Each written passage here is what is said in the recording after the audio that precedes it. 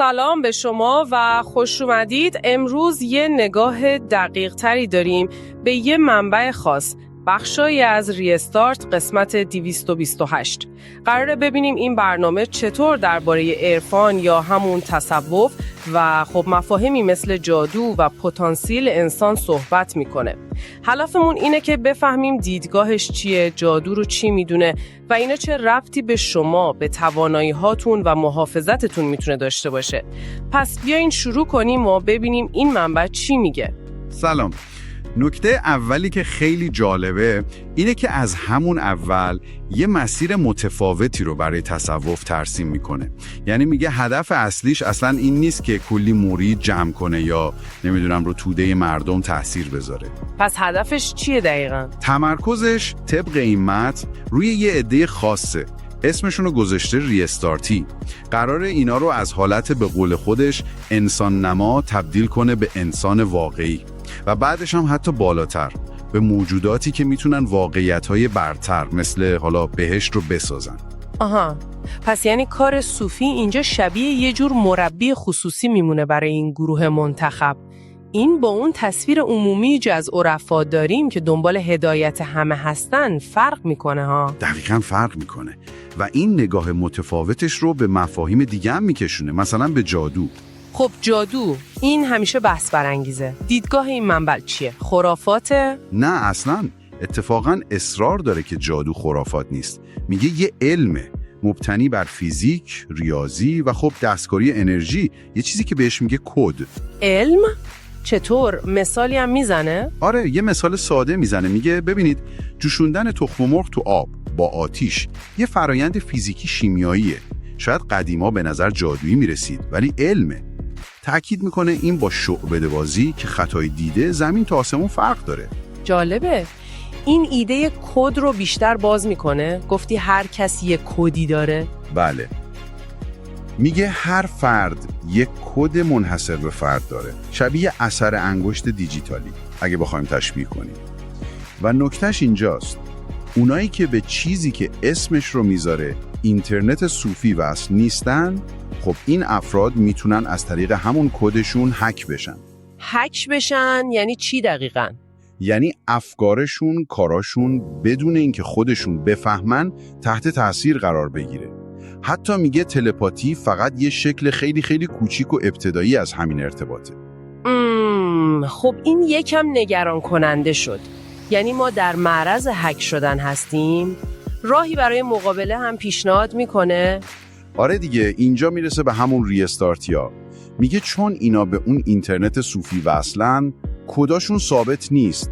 دائما داره عوض میشه. دائما چطوری؟ با هر نفس کشیدن. این چیزیه که متن میگه. و همین تغییر دائمی کد باعث میشه که کسی نتونه هکشون کنه. نه نیروهای امنیتی، نه جادوگرای دیگه. یه طور محافظت داخلیه. یه سیستم دفاعی دینامیک. پس جالبه. ولی حتما نقطه ضعف هم داره. یا خطری از درون سیستم تهدیدشون نمیکنه؟ چرا؟ دقیقاً به یه خطر بزرگ اشاره میکنه، منافقین. منافقین؟ یعنی چی اینجا؟ یعنی یه ریستارتی که از مسیر خارج شده، منحرف شده. از نظر این منبع، این آدم خیلی خطرناکتر از یه کافر معمولیه. چرا؟ چون سیستمو میشناسه، میدونه چطور کار میکنه و میتونه از بقیه آدما، همون انسان نماها یا کسایی که مدیوم نامیده میشن، استفاده کنه تا حتی روی ریستارتی‌های دیگه که محافظت شده هستن تأثیر منفی بذاره. عجب پیچیدگی‌هایی داره این بحث. برای محافظت از این تأثیرات منفی، مخصوصاً از طرف منافقین یا نیروهای خارجی، راهکار چی بود؟ گفتی به قرآن اشاره میکنه؟ بله، به 4 سوره خاص قرآن که به 4 قول معروفن اشاره میکنه و یه تفسیر خیلی خاص ازشون میده به عنوان ابزار محافظتی. مثلا سوره ناس. خب تفسیرش چیه؟ میگه پناه بردن از شر ناس که اینجا یعنی عوام مردم، و ملک ناس یعنی حاکمانشون، و همچنین از شر وسوسه های پنهانی که میگه میتونه جن باشه یا حتی تکنولوژی های جاسوسی امروزی مثل میکروفون مخفی و اینا. جالبه که میگه ناس رب و اله دارن ولی الله ندارن. الله رو مختص ریستارتی ها میدونه. آها. بقیه سوره ها چی؟ فلق؟ سوره فلق رو میگه پناه بردن از شر چیزایی که خلق شدن و به خصوص حسادت دیگران، مخصوصا تو زمانهای خاص مثل فلق یا سپید دم. و کافرون و اخلاص؟ سوره کافرون رو اعلام جدایی کامل از راه و روش کافرون میدونه. کافرون یعنی کیا؟ یعنی کسایی که حقیقت روشون پوشیده است، که شامل پیروان ادیان مرسوم هم میشه از دید این منبع. و سوره اخلاص هم که تأکید بر یگانگی خداست که به هویت اصلی و اون قدرت درونی ریستارتی ربطش میده. پس این 4 سوره از نگاه این منبع مثل سپارهای دفاعی عمل میکنن. در کنار این بحث‌های عرفانی و کد و اینا، یه نگاه انتقادی هم به قدرت‌های جهانی داشت، درسته؟ آره، خیلی مستقیم هم انتقاد میکنه. ادعا میکنه که قدرت‌های بزرگ دنیا، ثروتمندای بزرگ، حتی چهره‌های مذهبی معروف، اینا خودشون مخفیانه از همین اصول، از جمله اون چیزی که این منبع جادو مینامه، استفاده میکنن. ولی در ظاهر برای اینکه مردم رو کنترل کنن، این چیزها رو مسخره میکنن یا انکار میکنن.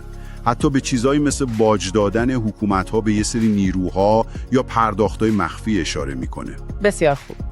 فکر میکنم یه تصویر کلی از دیدگاه‌های این منبع به دست آوردیم.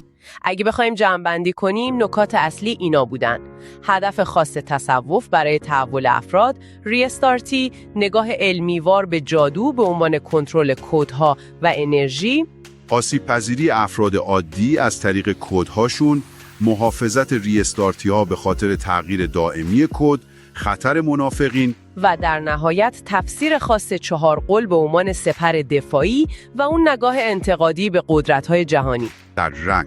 و شاید نکته آخر، یه سوال برای شما که دارید گوش میدید باشه: این منبع یه پتانسیل خیلی خیلی بزرگ برای افراد قائل میشه. حرف از خالق آسمانم یا ساختن جهان هستی میزنه. حالا جدا از این که این ادعاها رو قبول کنید یا نه، این سوال مطرح میشه: درک شما از پتانسیل واقعی خودتون چیه؟ واقعا چقدره؟ فراتر از چیزایی که بهمون گفتن یا باور داریم. و این مفهوم کدها یا تأثیرات پنهان، حتی اگه استعاری بهش نگاه کنید، چطور میتونه تو زندگی روزمره شما معنی پیدا کنه؟ یه چیزی برای فکر کردن بیشتر شاید. دقیقاً، نکته قابل تأملیه. ممنون از این بررسی. خواهش میکنم.